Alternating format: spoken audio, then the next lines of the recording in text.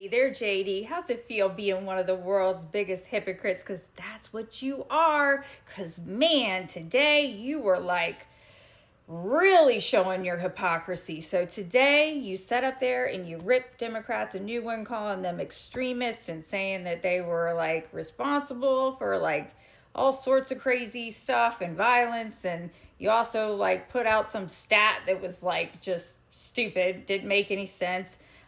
But while you were doing that, you forgot to mention that this week you met with a far right extremist group from Germany. Oh, you know, the ones that deny the stuff from 1933 to 1945 Germany. They basically deny it. They say it really wasn't that bad. And they sympathize with the leader of that time period. So you met with them this week, and that's not the first time you met with them.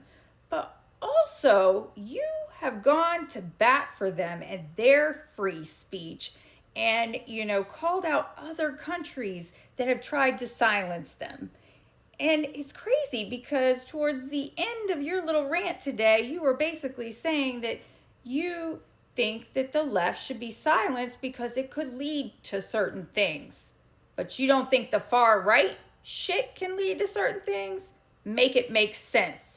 It's just crazy. But back in February of 2025, you gave a speech to the EU, the UK, Romania, Germany, a bunch of people, and you ripped them a new one, and you ripped Biden a new one too, because you said that they were restricting free speech, and you said it wasn't democratic, and you said that is not what democracy is about. You said that in America, it is a dawn of a new fucking era, and there will be no more censorship in America. Shit. I guess you forgot about that. Why don't you take a listen? Because I'm gonna show it to you. I'm gonna remind you, you little hypocrite. Interest of truth, I will admit that sometimes the loudest voices for censorship have come not from within Europe, but from within my own country, where the prior administration threatened and bullied social media companies to censor so-called misinformation. Misinformation like, for example, the idea that coronavirus had likely leaked from a laboratory in China. Our own government encouraged private companies to silence people who dared to utter what turned out to be an obvious truth. So I come here today not just with an observation, but with an offer.